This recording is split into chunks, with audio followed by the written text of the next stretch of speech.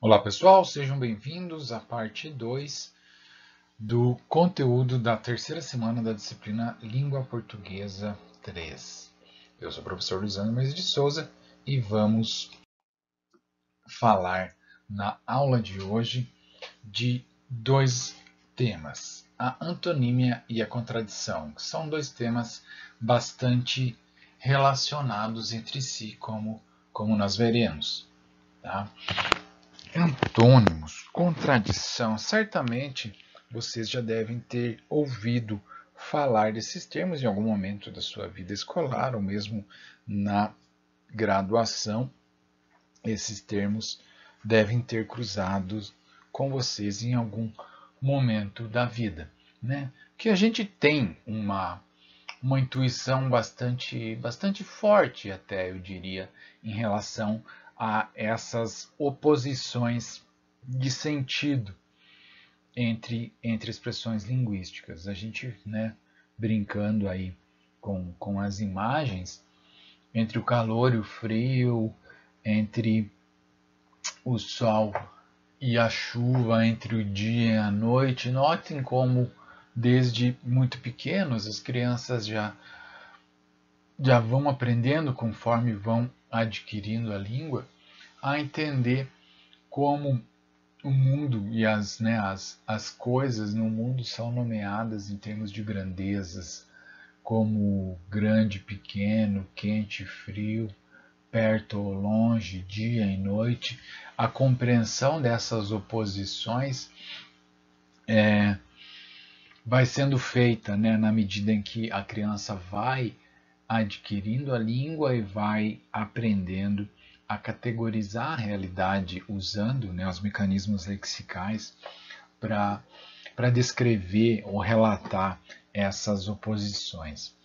Então, a gente tem, vai cultivando, digamos assim, vai criando essa, essa, essa forma, né, de olhar para a realidade e categorizá-la a partir dos mecanismos que a minha língua oferece, sejam, né, oposições de diversas ordens, como a gente vai ver, né, de diversos tipos. Então, comecemos falando do primeiro tipo de oposição, que é a antonímia. Né? Como está definido aqui, a antonímia é uma oposição de sentidos. Essa é uma forma bastante, claro, ampla e, e, e também um tanto vaga de falar. Como assim oposição? Vamos tentar ser mais específico, então. Então, a gente vê que tem algumas classes de oposições. A primeira delas é o que a gente vai chamar de oposição binária ou complementar. Olhando para os exemplos aqui, como morto-vivo, igual ou diferente, imóvel ou imóvel, ela é binária nesse sentido, em que eu tenho um termo que se opõe ao outro, e na medida em que um é o caso, o outro não é. Tá? Ou uma coisa está viva ou ela está morta. Se ela está viva, ela não está morta, e se ela está morta, ela não está viva. Mesma coisa, algo móvel. Se algo é móvel, ele não é imóvel. Se algo é imóvel, então ele não é móvel. Mesma coisa, igual ou diferente. Ou é igual ou é diferente. Então ela é binária nesse sentido. Eu posso apenas aplicar um dos termos e se eu aplico um, o outro não pode ser aplicado simultaneamente. Agora vejamos o caso dessas oposições chamadas inversas. Veja a relação que eu tenho entre pai e filho. Se x é pai de y, y é filho de x. Veja que eu tenho, você pode dizer, tá, em que medida isso é um oposto também? Veja que aqui eu tenho uma espécie de relação, né? Entre que é a de ser pai, por exemplo, que é uma relação assimétrica. Então, uma implica a outra, de certa forma, né? Então, se x é pai de y, a gente pode inferir que y é filho de x, é inverso nesse sentido.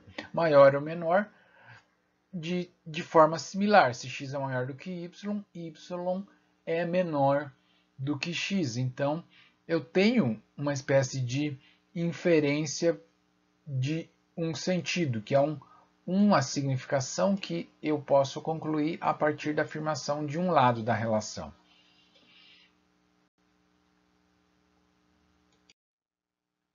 Os antônimos graduais são considerados por alguns autores os verdadeiros antônimos, porque eles são, na verdade, justamente aqueles casos mais interessantes de antonímia. Veja que a negação do primeiro não acarreta o segundo, diferentemente dos antônimos binários, como vimos. Se eu pego um par de opostos como quente e frio e construo uma sentença como o café não está quente, eu não posso inferir que o café está frio, ok? Claro, eu não posso inferir da verdade de o café não está quente que o café esteja frio. Talvez eu possa fazer isso conversacionalmente, mas não necessariamente o café está frio, porque ele pode estar morno, certo? Mas veja que aí numa situação discursiva concreta, se alguém te pergunta o café está quente e você responde o café não está quente, a pessoa pode inferir que o café está frio.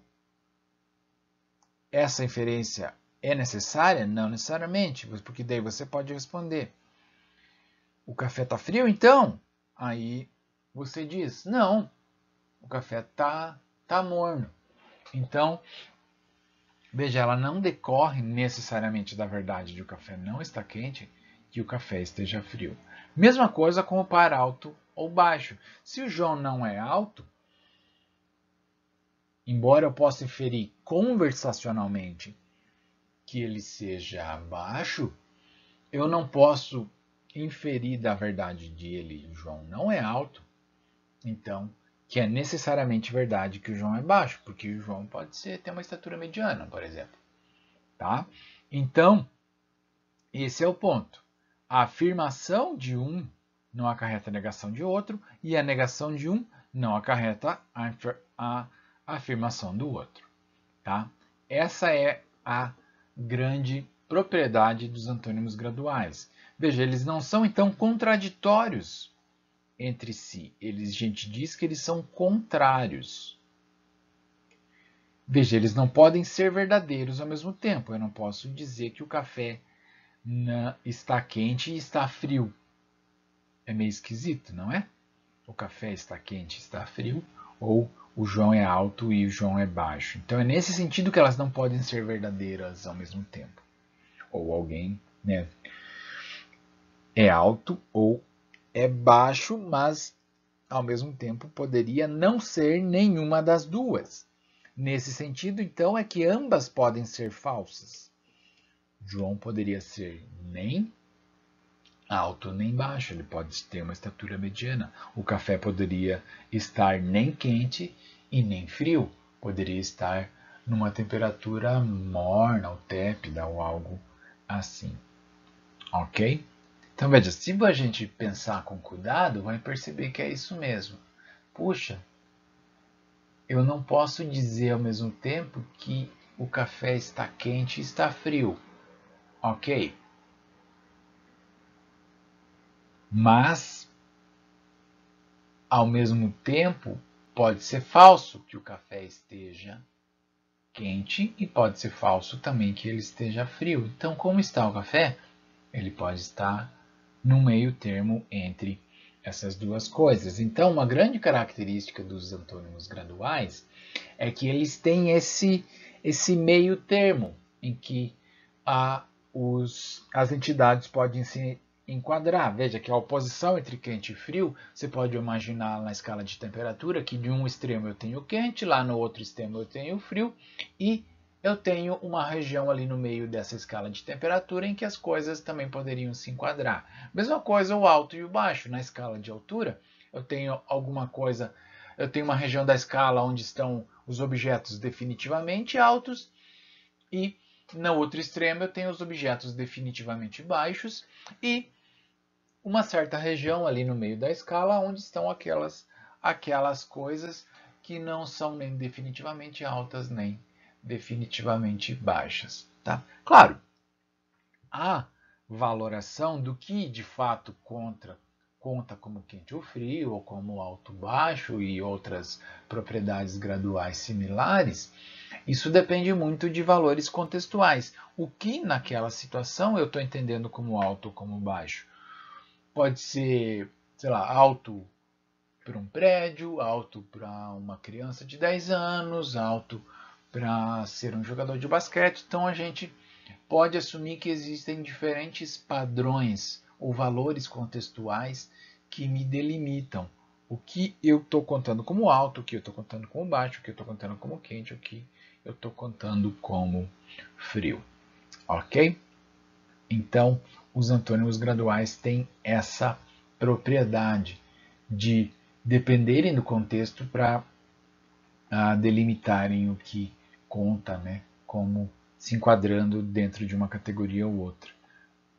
E nesse sentido, então, eles vão ter essa região medial que pode incluir outros indivíduos. Tá? Essa propriedade da gradação desses antônimos é muito próxima da propriedade da vagueza, que é o tema da nossa próxima semana. Tem alguns antônimos que, embora eles sejam graduais, eles têm essa propriedade de acarretarem o oposto. Se eu afirmo um lado da escala, vamos imaginar que a escala de umidade tenha um lado, um extremo onde é o seco e outro extremo onde seja o molhado. E na medida em que eu escolho uma região da escala, eu nego a outra região. É o caso então com seco molhado. Se eu digo o chão não está seco, isso leva ao acarretamento de que o chão está molhado. E se o chão não está molhado, me leva ao acarretamento de que o chão está seco. Ok? E vice-versa. Se o chão não está seco, perdão, se o chão está seco, eu posso inferir que o chão não está molhado. E se o chão está molhado, eu posso inferir que o chão não está seco. Veja, essa inferência ela é um acarretamento. Se o chão está seco, eu infiro necessariamente que o chão não está molhado. Veja que eu geraria uma contradição se eu negasse isso, né? Se eu disser o chão está seco, mas não é o caso que o chão não está molhado. Opa! Contradição, certo? O chão está seco, mas não é o caso que o chão não está molhado. É como se eu estivesse dizendo o chão está seco e o chão está molhado. O que, como vimos, não pode ser o caso. Com esses antônimos graduais, eles não podem ser verdadeiros ao mesmo tempo. O chão está seco e o chão está molhado. Claro, você pode pensar, tá, professor, mas e se a gente pensar que o chão pudesse estar úmido? Bom, na minha interpretação, um chão úmido é um chão molhado, certo? Talvez você possa dizer, não, mas molhado não é exatamente úmido. Bom, eu diria que um chão úmido não é seco, tá? Mesmo assim. Então, se ele está úmido, ele não está seco. Está mais para o molhado do que para o seco. Então, eu tenho um acarretamento aí necessariamente, ok? Mesmo que a gente queira colocar um meio termo aí em relação a seco e molhado, tornando-os mais próximos aos graduais típicos. Outro caso similar é o caso de reto e torto. O arame não está reto, acarreta que o arame está torto. E se o arame está reto, acarreta que o arame não está torto. E se o arame não está torto, acarreta que o arame está reto. Ok? Aqui, com esse par aqui, eu acho muito difícil ter um meio termo. Uma coisa é reta ou é torta, né? Pensa num arame, ou ele está perfeitamente retilíneo, né? Como esse aqui. Se ele está um pouco curvado, ele já não está mais reto, certo? Ou mesmo ligeiramente, será? Pronto. Já não é reto, já está torto. Veja que pode estar mais ou menos torto, mas reto é reto. Seco é a mesma coisa, pode estar mais ou menos molhado, mas seco tem que ser absolutamente seco. Vejamos agora então a propriedade da contradição, que é a propriedade que se relaciona, como vimos, com a antonímia. Veja que a contradição é uma oposição de sentidos entre sentenças. Ela não necessariamente precisa depender de uma oposição lexical, tá? Como veremos. Ela pode ser definida através da noção de verdade. Veja que se João beijou a Maria, isso acarreta que a Maria foi beijada pelo João. Tá? Note que um B, nesse sentido, é uma contradição, na medida em que eu afirmo que o João beijou a Maria, mas a Maria não foi beijada pelo João. Ou seja, eu não consigo ter uma situação em que essas duas coisas são verdadeiras simultaneamente, em que o João beija a Maria, mas a Maria não foi beijada pelo João, ok? Mesmo que você possa supor o que o senhor está chamando de beijo. Mesmo que, suponha um beijo, não necessariamente um beijo amoroso, um beijo na boca, um beijo na bochecha ou na face. Se o João beijou a Maria, eu posso concluir que a Maria foi beijada pelo João necessariamente, tá? Então, eu não posso ter a afirmação de uma situação e a negação da consequência, né? Ou de outra forma, dispersar a mesma situação. Aí eu tenho uma situação que é contraditória. Veja, então, uma definição de contradição é essa aqui. A sentença A é contraditória quando A nunca pode ser verdadeira, ou quando não existir uma situação possível no mundo descrita por A. Ok? Veja, nesse caso aqui, não existe uma situação que eu possa visualizar em que o João beija a Maria sem que a Maria seja beijada por João. Ok? Veja que a gente já usou, né, essa ideia da contradição para testar acarretamentos, que é o que eu tenho aqui. Se João beijou a Maria, acarreta que a Maria foi beijada por João. E se eu afirmo o primeiro, né, primeira sentença, se eu nego a segunda, o que eu tenho é essa sentença em 1b, que é uma contradição. Esse símbolo aqui, o jogo da velha, ou o sustenido, ele justamente indica que eu estou diante de algum problema semântico. Tá? Como a gente vai ver, esse problema semântico pode ser de diversas ordens. Uma dessas ordens é a contradição. Ok? Vamos em frente. Eu posso ter também contradição entre duas sentenças. Elas vão entrar em contradição quando ambas não podem ser verdadeiras simultaneamente. Veja, aqui em 2A eu estou descrevendo ou predicando da mesa. Em 2A eu predico da mesa que ela é quadrada. Em 2B eu predico da mesa que ela é redonda. Ok? Nossa, tentei desenhar um redondo aqui e ficou medonho, né? Cadê? Vou apagar isso aqui, né? Cruz credo. Tá? Então veja, se eu estou me referindo à mesma mesa, ao mesmo objeto lá no mundo, ou ela é redonda ou ela é quadrada. Não existem mesas quadrondas, né? Talvez elas podem ser ovais, elípticas, mesmo algo assim, né? Retangulares com as pontas ovaladas, mas a gente diria algo assim, né? Ovalada, elíptica, sei lá, né? Mas ela não pode ser ao mesmo tempo quadrada e redonda, tá?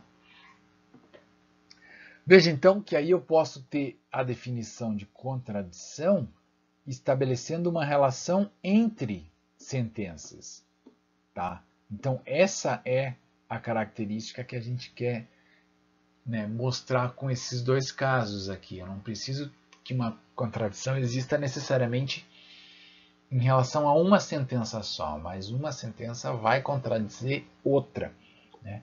Então veja aqui, pela definição aqui, temos o seguinte: A e B, né, então, são contraditórias quando A e B não puderem ser verdadeiras ao mesmo tempo, e se A for verdade, B é falsa, e quando B for verdade, A é falsa. Ou a situação descrita por A não pode ser a mesma situação descrita pela situação B. Ok? Aqui citando esse famoso filósofo grego, o Aristóteles, ele vai dizer, olha, uma proposição ou é verdadeira ou ela é falsa, não tem o meio termo, tá? Então, pelo menos é o que ele dizia, tá? Tem filósofos posteriormente que vão dizer, tá, peraí, não é bem assim, não, né? Mas era o que ele dizia e a gente pode, por simplicidade, assumir que essa ideia é correta. Então, essa mesa é quadrada, ou ela é verdadeira ou ela é falsa, ok? Veja que mesmo para uma mesa ovalada, eu posso dizer, tá, não, ela não é quadrada, então é falso que ela é quadrada. Essa mesa é redonda, eu posso dizer, não, se essa mesa é ovalada, então ela não é redonda, ok? Então é falso. Portanto, um proferimento ou uma sentença vai ser ou verdadeiro ou falso, tem um valor definitivo, sempre em relação com uma descrição de um estado de coisas lá no mundo, tá? Vamos apagar aqui essa redondinha. Veja que uma sentença como 3A, o paciente está morto e vivo, ela é uma contradição. Veja que uma sentença contraditória, eu não consigo dizer nem que ela é verdadeira, nem que ela é falsa, porque é uma situação no mundo impossível, ok? Se o cara ainda não está morto, ele está vivo. E se ele está vivo, ele não está morto. Tá? Embora a gente possa ter situações limite, como o coma, a morte cerebral, né? Veja que a medicina, né, acaba adotando a morte cerebral como o fim da vida. Né? Se as funções cerebrais pararam, é apenas uma questão de pouco tempo para que as outras funções do corpo parem também, né? E não há caso, até onde eu sei, de o indivíduo ter uma morte cerebral decretada e pouco tempo depois retornar à vida, né? Se isso existe, olhe, até onde eu sei, eu não tenho notícia não de um caso assim, tá? Mas veja, se mesmo nessas situações limites, se o cérebro do indivíduo não está mais vivo, então decide-se que ele está morto, tá? Embora a gente brinque, né? Ah, ele está mais morto do que vivo, etc e tal, com, né? Também não, brincar não é uma palavra adequada aqui, né? Ah, embora a gente diga, né? Fale em algumas situações limite,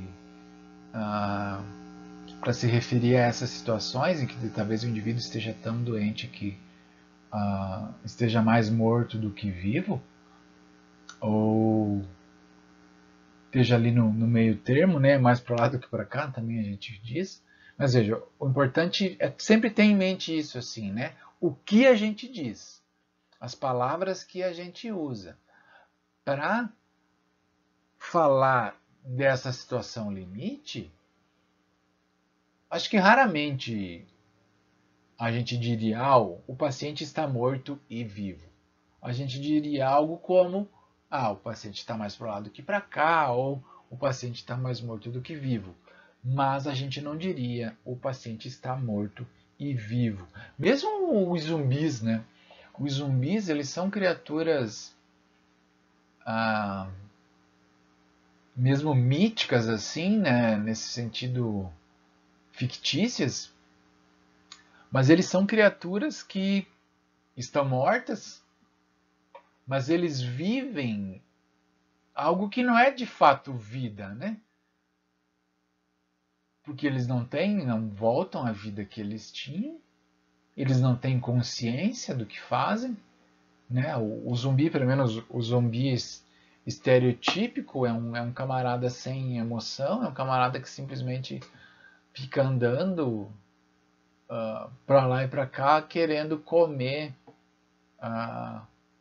outras criaturas vivas, né? Não criaturas também zumbíticas, digamos assim.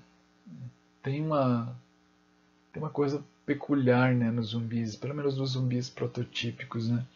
De serem criaturas mortas, mas que têm essa vida, né? Algo vegetativa, né? É curioso o estatuto dos zumbis, né? Nesse aspecto. Poderíamos dizer que eles estão vivos, né? Não sei, até tem filmes, né? Os clássicos, esses classicões de zumbis, né? Tem um que é Eles Vivem, né? Se não me engano. Eles Vivem. Em que justamente nesse se apela para essa aparente contradição entre os zumbis serem essas criaturas que estão mortas, né? Mas que retornam à vida. Bom, mas que vida é essa, né? Para a qual eles retornam? Enfim. Veja que uma sentença como, né, 3A, essa oposição aqui, essa contradição, se dá pela oposição entre os dois itens lexicais que formam uma antonímia binária, morto e vivo.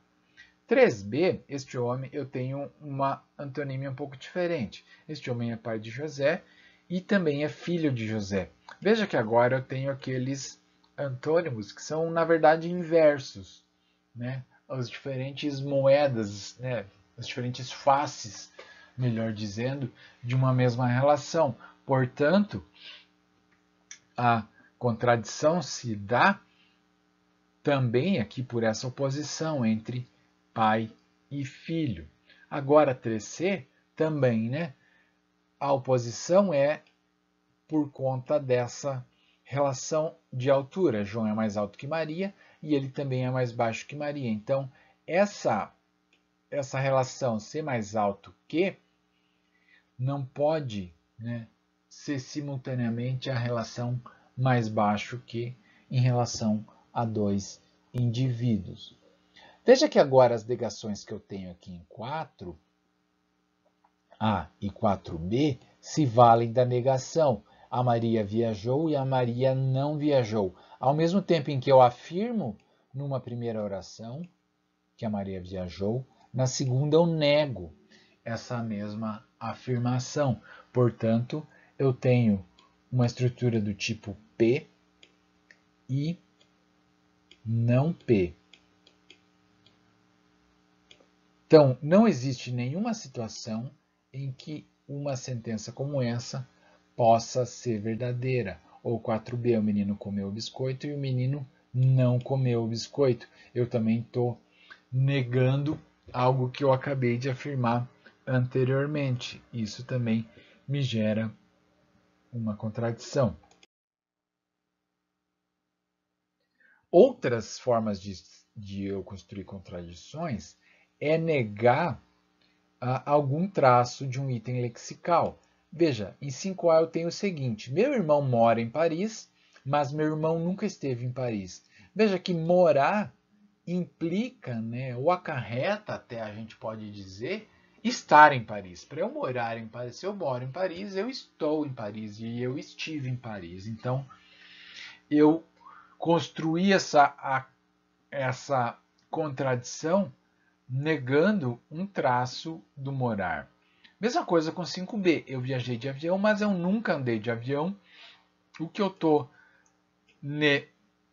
negando é um traço de viajar de avião, que é o andar de avião. E em 5C, a Ana tem um gato, mas a Ana não tem um bichinho de estimação. Veja, se ter um gato acarreta ter um bichinho de estimação. Portanto, eu não tenho como afirmar que ela tem um gato sem que ela tenha um bichinho de estimação. Notem que certas construções eu posso afirmar oposições, mas elas têm uma particularidade. Olha aqui em 6. Eu encontrei um rato morto no banheiro e encontrei um rato vivo no banheiro. Opa, o que eu tenho de especial aqui não quer apagar. É justamente a presença do artigo indefinido. O que esse artigo indefinido faz é dizer que a identidade desse rato é diferente da identidade do segundo rato. Então, eu encontrei um rato morto no banheiro e encontrei um rato vivo no banheiro. A nossa interpretação é de que não estamos falando dos mesmos ratos. A mesma coisa em 6b. Algumas pessoas amam o Brasil, mas algumas pessoas detestam o Brasil. A identidade dessas pessoas é diferente. Não estamos falando das mesmas pessoas na primeira oração e em relação à segunda oração. Bom, por que a gente usa contradições? Você pode estar pensando, tá, ele não vai falar daquelas sentenças como o João inteligente não é, a sopa está quente não está, né? Ou desse recurso de linguagem que muitos escritores usam, né? Um recurso bastante usado, seja por escritores do quilate do Camões ou por letristas do cancioneiro popular, como Renato Russo. Né? Por que a gente faz contradições como essa? O João inteligente não é, ou a sopa está quente e não está. Justamente porque esses termos aqui, inteligente ou quente, como vimos, eles permitem que eu faça gradações, que eu afirme que ele está num espectro, ao mesmo tempo que ele não está no outro, eu apenas tenho dificuldade de localizar ele exatamente ou peremptoriamente num lado do espectro e não é. Eu posso ter também outras interpretações. O João é inteligente não é. Eu posso estar dizendo que ele, para algumas coisas, ele é inteligente e para outras não. Né? Ou a sopa está quente e não está, no sentido de que talvez ela esteja morna. Ou ela está quente para mim, mas para você talvez ela não esteja. No uso que o Camões fez aqui dessas imagens que se opõem, né? O amor a fogo que arde sem se ver, a ferida que dói não se sente, é um contentamento descontente, uma dor que desatina sem doer. Ele está falando dos sentimentos, né? Confusos e difíceis de definir que o amor, a paixão, a atração causam na gente, né? Esse desacerto que as paixões e os amores nos provocam. O Renato Russo gostava muito, né, dessas imagens contraditórias e conflitantes. A Clarice Lispector também tem alguns textos em que ela explora isso. Né? Então veja, se a gente se depara com um verso como esse, né, veja o sol dessa manhã tão cinza. O que ele está dizendo para a gente, né, numa primeira leitura bastante simples, aí, que eu acho que a maioria de nós teria, é que, veja, estamos diante de uma manhã cinza, que é uma manhã feia, carregada, e ele nos convida a ver o sol dessa manhã, ou seja, ele não quer que a gente veja literalmente o sol dessa manhã cinza. Ele quer que a gente procure alguma coisa clara, alguma coisa quente, alguma coisa boa, né? Nessa manhã cinza, em que o cinza também, né, a oposição entre o claro e o escuro, né, as cores claras normalmente estão ligadas à felicidade, e as cores mais fortes normalmente estão ligadas a sensações mais... ai, sei lá, me fugiu a palavra agora, né? Mas sensações mais pesadas, mais carregadas. Mas a tristeza, né? Veja que a tristeza normalmente é cinza, é chuvosa, enquanto a alegria é mais clara, né? Ok.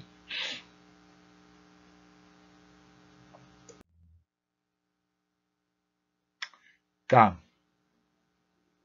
Veja. Tá, só para então se encaminhando já para a finalização da nossa aula, só para a gente comparar, como dissemos, as contradições são sentenças ou relações entre sentenças, são sentenças que nunca podem ser verdadeiras, ou é a relação entre duas sentenças em que uma não pode ser verdadeira na mesma situação em que a outra.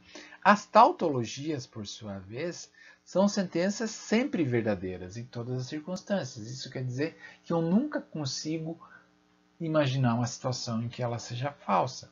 Por exemplo, clássico é clássico, eu estou definindo algo afirmando ele mesmo, o que, né, é muito pouco informativo, a gente vai ver, mas isso dispara também inferências. Né? É do tipo, é como se a gente quisesse dizer, clássico, é um negócio tão óbvio que eu não preciso definir. Né? Ou 8b, a Maria é mãe da Ana e a Ana é filha da Maria. A relação entre essas coisas é simétrica, né? Se uma acarreta a outra, então isso é uma tautologia, ou seja, essa sentença não tem como ser falsa, não tem como a Maria não ser mãe da Ana e ao mesmo tempo a Ana ser filha da Maria. Então, concluindo, a gente viu que o que chamamos de antonímias são classes de oposições, tá? De diferentes, pelo menos de 3 formas. Pode ser oposições binárias, né, como morto-vivo. A oposição pode ser de inversão, como temos no caso pai e filho. E as oposições podem ser graduais, no caso dos antônimos polares. Ok?